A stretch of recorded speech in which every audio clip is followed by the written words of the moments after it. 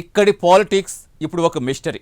అధికారం చేతిలో ఉంది, అనుకూలమైన ప్రభుత్వం ఉంది, కానీ అక్కడ పార్టీ మాత్రం ఐసీయూలో కాదు, వెంటిలేటర్ పైనే ఉంది. ఆదోనిగడ్డ ఒకప్పుడు పసుపు పార్టీకి పెట్టని కోట, కానీ ఈరోజు అదే కోటలో పునాదులు కదిలిపోతున్నాయి. నేతల ఇగోలు పార్టీకి శాపాలుగా మారుతున్నాయి. అవును, అక్కడ ఇప్పుడు నడుస్తున్నది రాజకీయం కాదు, అంతర్యుద్ధం.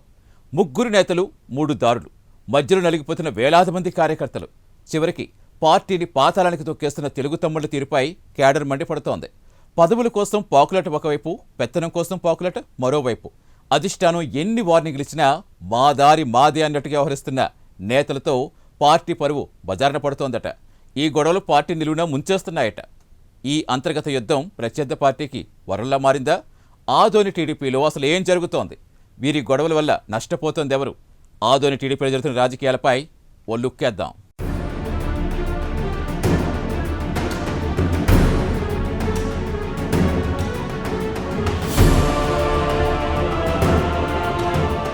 కర్నూలు జిల్లా ఆదోని పాలిటిక్స్ లో సెగలు రేపుతున్నాయి. తెలుగు తమ్ముళ్ల మధ్య ముద్రిన ముఠా తగాదాలు ఇప్పుడు రచ్చకెక్కాయి. తెలుగుదేశం పార్టీలో క్రమశిక్షణ అంటే ఒకప్పుడు మారుపేరు, కానీ ఇప్పుడు ఇక్కడ చూస్తుంటే ఆ క్రమశిక్షణ అనే మాటే అపహాస్యమవుతోంది.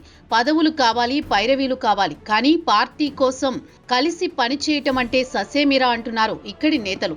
ఒకరు మాజీ ఎమ్మెల్యే, మరొకరు మాజీ మార్కెట్ యార్డ్ చైర్మన్. ఇద్దరి మధ్య ఈగో క్లాష్ దారుణంగా ఉందంటే చివరకు ఆదోని కోటలో పసుపు జెండా ఎగరకుండా చేజేతుల బీజేపీకి సీటును తాకట్టు పెట్టే పరిస్థితికి తెచ్చారు. ఒకరిపై ఒకరు కత్తులు నూరుకుంటున్న వైనం ఇప్పుడు జిల్లా రాజకీయాల్లో చర్చనీయాంశమైంది. అధిష్టానం ఎన్ని మొట్టికాయలు వేసినా, స్వయంగా చంద్రబాబు హెచ్చరించినా ఆదోని నేతల్లో మార్పు రాకపోవడం గమనార్హం. అయ్యవార్ల గొడవ అమాయక కార్యకర్తల ప్రాణాల మీదకొచ్చినట్లుంది పరిస్థితి. నియోజకవర్గంలో పార్టీని బలోపేతం చేయాల్సింది పోయి ఒకరి కాళ్లు ఒకరు లాక్కోవడంలోనే నేతలు బిజీగా ఉన్నారు. అధిష్టానం వద్ద పక్కా స్కెచ్లతో ఒకరిని ఒకరు తొక్కేసుకునే ప్రయత్నం చేస్తున్నారు. ఈ ఈగోల పోరు వల్ల పార్టీ కోసం రక్తం ధారపోసిన సామాన్య కార్యకర్తకు కనీసం గుర్తింపు కూడా దక్కడం లేదన్నది నగ్న సత్యం.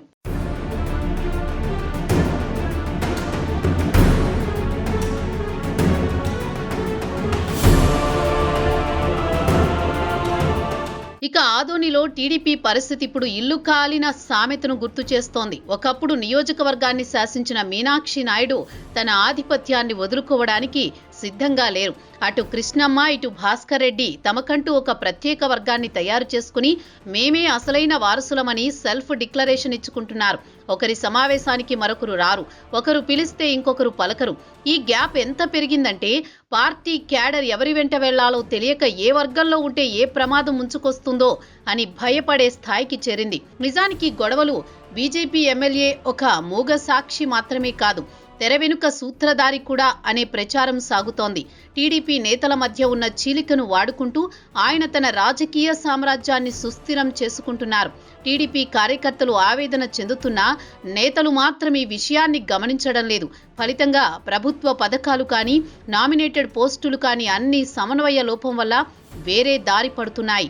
శత్రువు మీద పోరాడాల్సిన కత్తి సొంత తమ్ముణ్ణే నరుకుతోంది అనే విమర్శలు ఇక్కడ వినిపిస్తున్నాయి.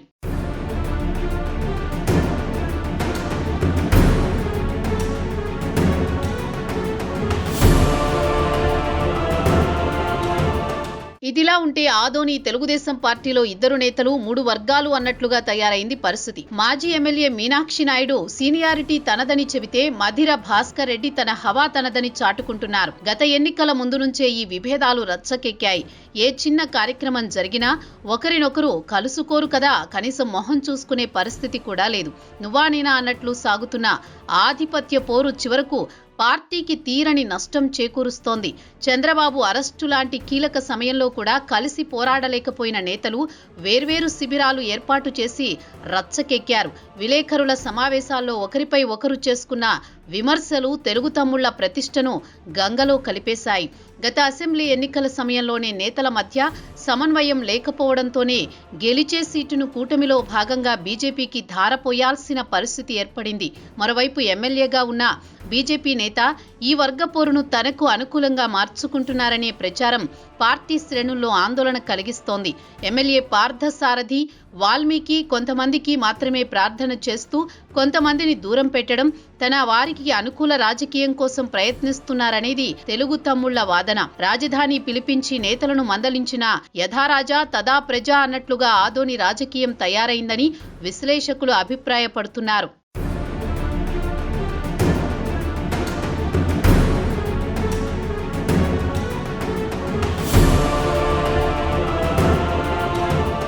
ఇక అసలు సిసలు ప్రమాదం ఇక్కడే ఉంది. టీడీపీ నేతల మధ్య ఉన్న ఈ చీలిక ప్రతిపక్ష వైఎస్ఆర్సీపీకి మరియు ప్రస్తుత బీజేపీ ఎమ్మెల్యే పార్థ సారథికి ఆయుధంగా మారింది. శత్రువు ఇంట్లో చిచ్చు మనకు లాభం అన్నట్లు ప్రత్యర్థులు పావులు కదుపుతున్నారు.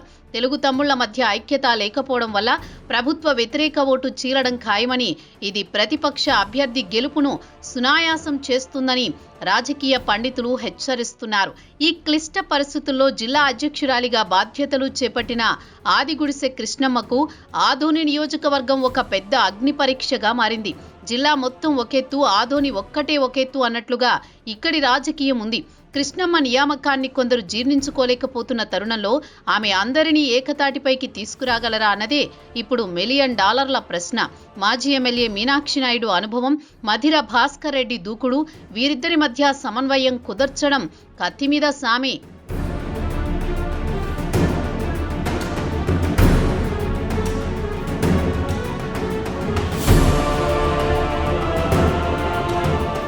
ఇప్పటికైనా నేతలు తమ పంతాలు వీడి ఏకం కాకపోతే ఆదోని గడ్డపై టీడీపీ జెండా పాతాళానికి పడిపోవడం ఖాయమంటున్నారు ఇక్కడి నేతలు. ఈ నేతల తీరుపై అధిష్టానం ఏ నిర్ణయం తీసుకుంటుందో, కార్యకర్తలకు ఎలాంటి భరోసానిస్తారో రాబోయే రోజుల్లో వేచి చూడాల్సిందే.